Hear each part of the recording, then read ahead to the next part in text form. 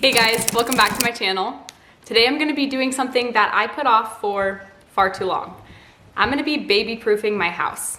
I did a little bit of research before officially committing to this though, because I was not a huge fan of the big white plastic contraptions that are on the market today to safely baby-proof your house. So I did a little bit of research and found some slightly more aesthetically pleasing alternatives. Just keep in mind that every baby is so different, especially different ages and sizes, so they're gonna have different needs, and what works for me in my house may not necessarily work for you in your house.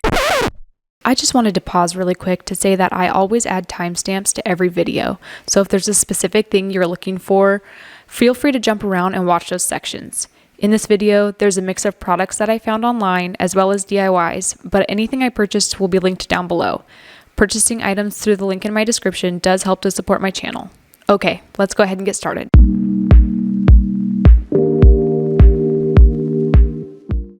Starting off with a pretty simple DIY, I'm just going to add a little more character to these rubber corner furniture bumpers. First, I'm adding a few light coats of metallic antique gold spray paint and letting it dry completely between coats. Light coats is the key to avoid drip marks with spray paint, and you can customize the color to fit your style, but I love a little gold moment.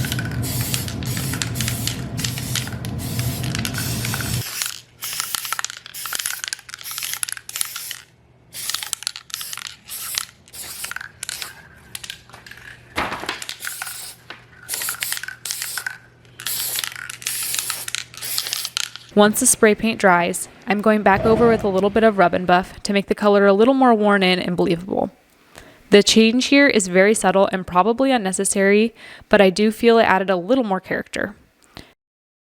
I should also add, you probably don't want your baby chewing on these with the paint on it, so use your discretion here, but my baby has completely left them alone.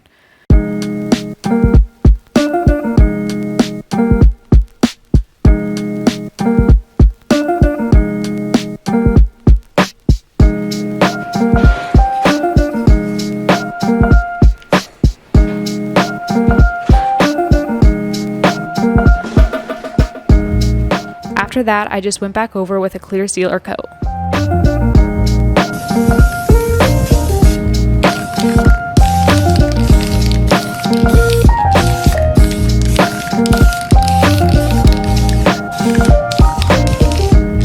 Once the sealer coat is dry, you can peel off the adhesive that comes with the bumpers and apply them to your furniture.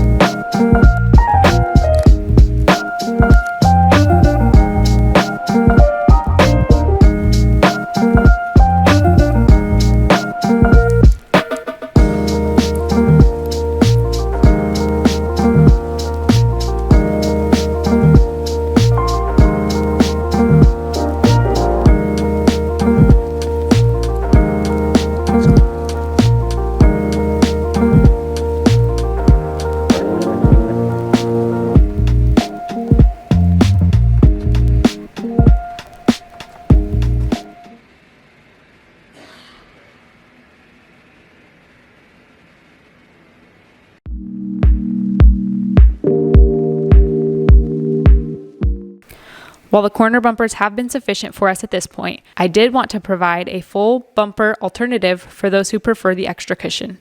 I found this super wide bumper cushion on Amazon that comes in a wide variety of colorways. I particularly liked this color because it resembled leather. The nice thing about this bumper is it can be cut down to the desired width and customized to your furniture and the look you are after. My media cabinet is assembled with pretty thin boards, so I opted to cut the bumper down to 2 rows. I did try cutting this with a box knife, thinking it would give me a straighter cut, but I don't think mine was sharp enough and wasn't fully cutting through, so I went back to scissors. If I were doing this again, I would recommend using a straight edge while cutting, because my line ended up being pretty jagged. This bumper comes with double-sided tape, but I found that it is slightly narrower than the 2 rows, and because of that, the sides where the tape did not reach did start to lift a little bit. If I were doing this again, I would have used a second row of the tape and trimmed it down to the exact width of the bumper.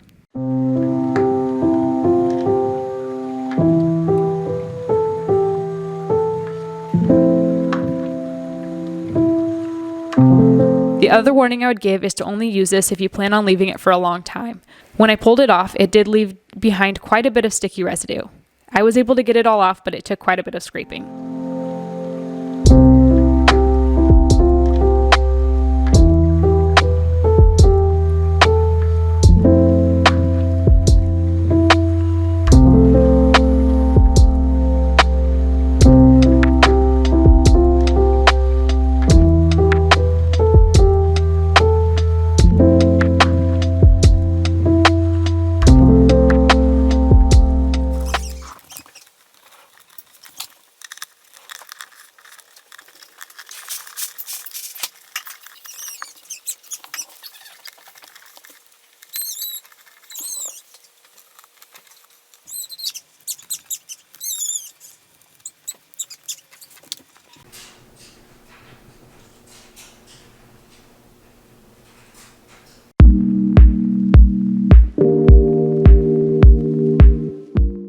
Next, we moved on to probably my favorite DIY of the day, a modern baby gate build.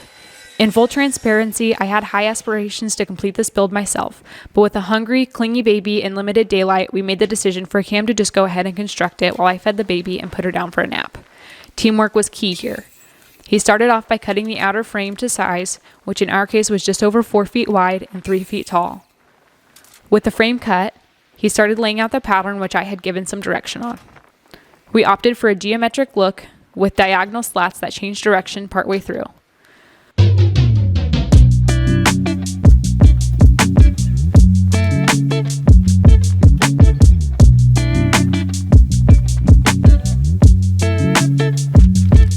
Once he laid out the design and marked where his boards were going to go, he began the construction by securing the frame with wood glue and skinny screws. An important note here is to make sure you pre-drill all of your holes to avoid splitting the wood.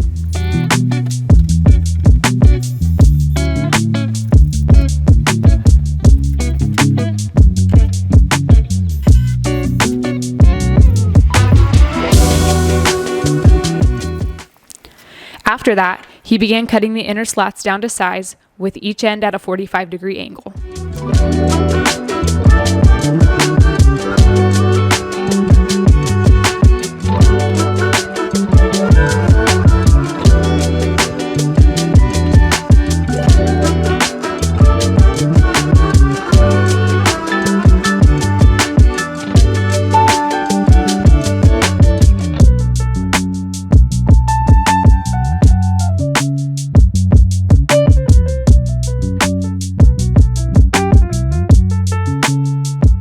He laid out the entire thing before attaching any of them to confirm his spacing was correct.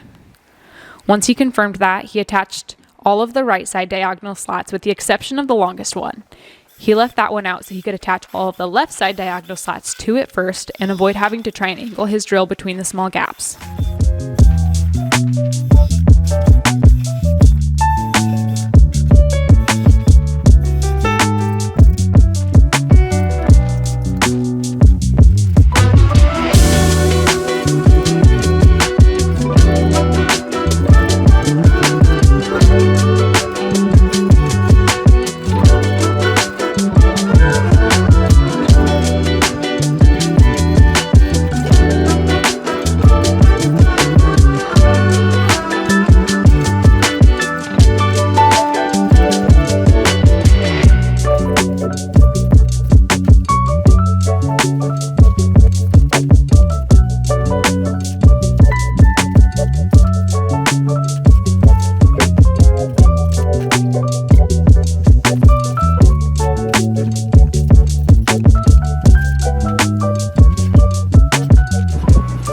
Once all of the left side slats were attached, he secured the entire thing to the frame to finish the wood construction of the gate.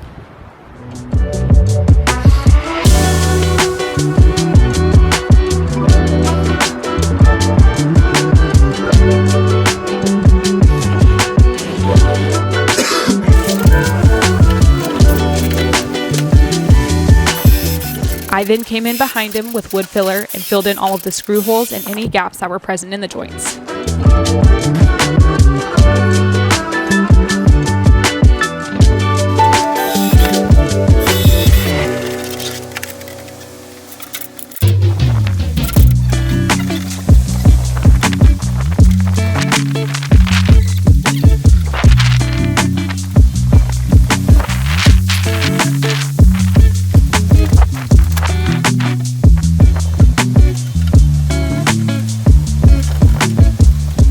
As you can see, we did in fact run out of daylight. Renly was getting tired, so we called it a night and decided to pick it up the next morning.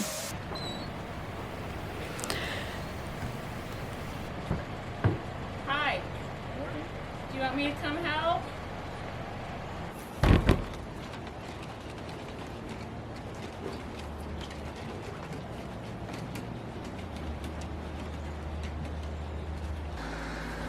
Well, good morning. We're back here at my mom's house.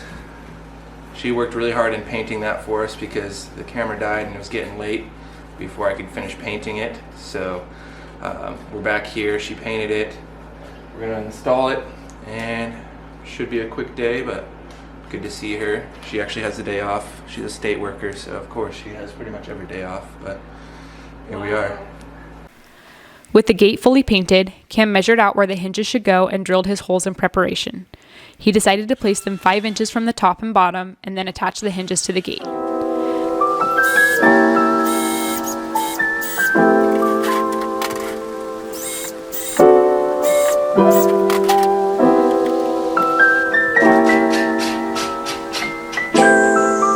This step is completely optional, but we wanted the gate to glide well and not start to sag over time, so we added a small caster wheel. In hindsight, the gate was very light and this was likely overkill, but we'd rather that than have a gate that loses functionality over time.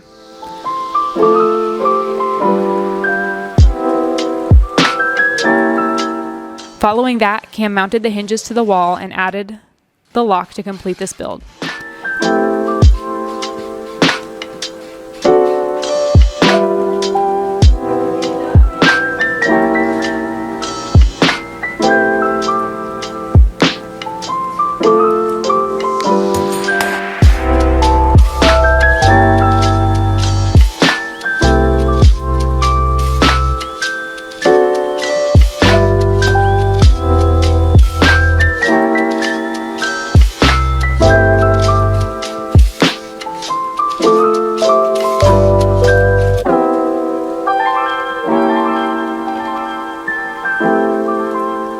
Not only did this turn out so much more custom than what you can find online, it's completely customizable to your space and style, and it actually ended up being cheaper than a lot of the nicer baby gates I found online. I'll have a cost breakdown in the description below.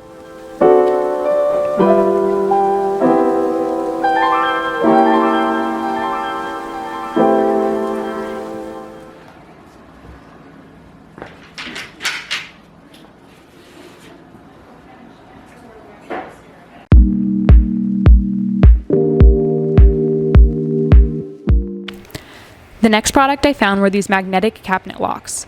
The box was a bit of a jumbled mess, which intimidated me, but these actually ended up being a breeze to install. This is the latch, the mounting template, and the latch plate.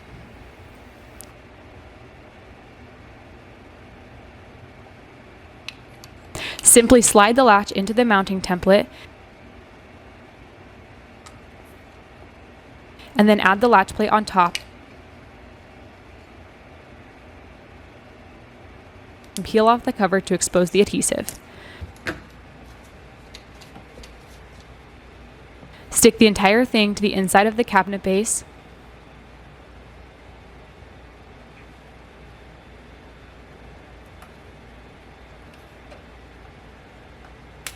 Pull the cover off the latch adhesive and close the cabinet door so the latch sticks to the door.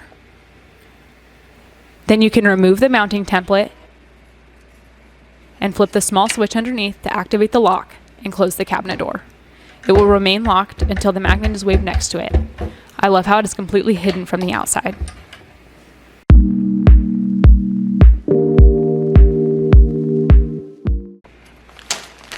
Next, I'm showing a super easy and cute DIY cabinet lock that is visible from the outside, and a good option for a media cabinet or cabinet that is just too far away from the fridge where your magnet key is, such as this linen cabinet in my hallway. All you need is some cord of some sort, decorative beads, and a push spring button.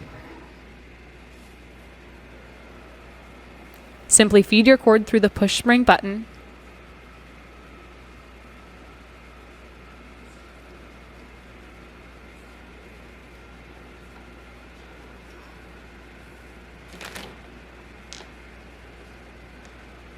add your beads,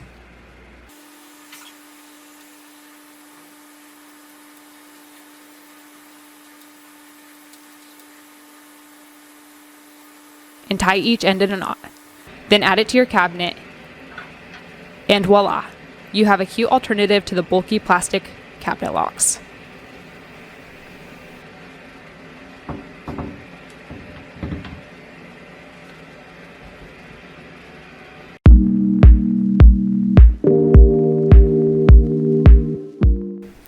Next, I moved on to baby-proofing my outlets.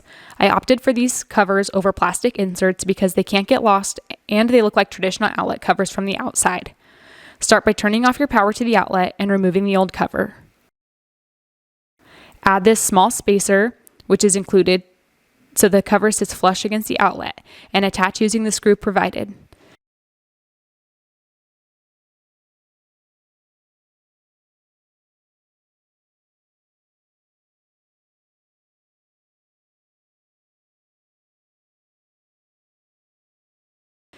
These outlets have 3 holes to accommodate different styles of outlets. Once the cover is on, you can use the included buttons to fill the screw holes that were not used. Then to plug something in, simply use the plug to slide the cover over and insert the plug.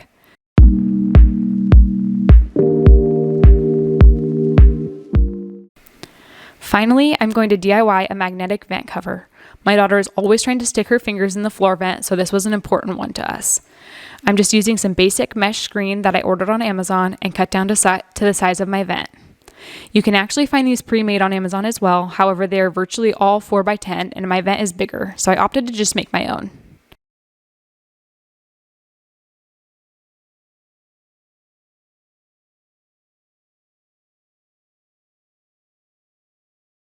Once the mesh was cut to size, I added magnet strips around the perimeter on the bottom and followed up with some electrical tape to really secure it on there.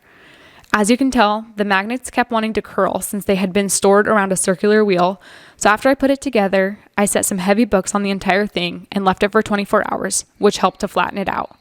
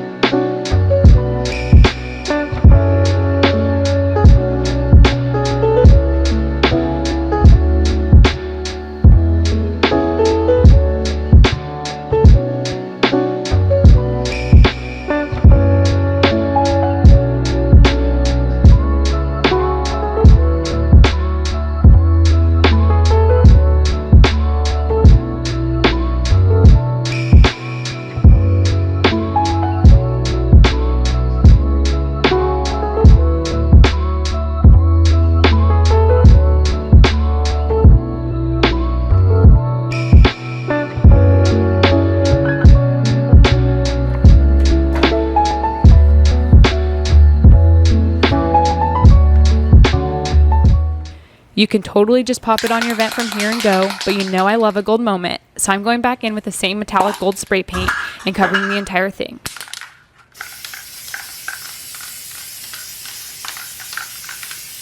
I did go ahead and flip it over to get the underside, just so the entire thing was coated and the black didn't show through on the mesh.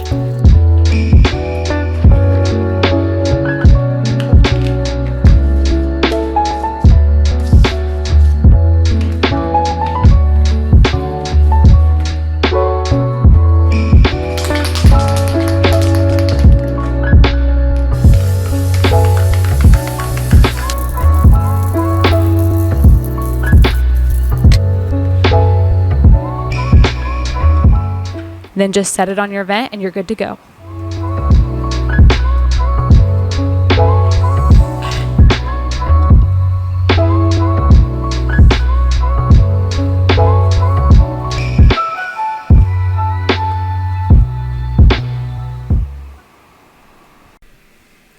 Thank you so much for watching. I truly hope that you were able to find some value in this video and maybe attempt one of these DIYs yourself, or if nothing else, just found some ideas on some alternatives that might work a little better for you than what you've seen in the past. And if you guys have any ideas that I missed, leave those in the comments down below too, so we can all go there for resources. Don't forget to like this video and subscribe, and I'll see you guys next week.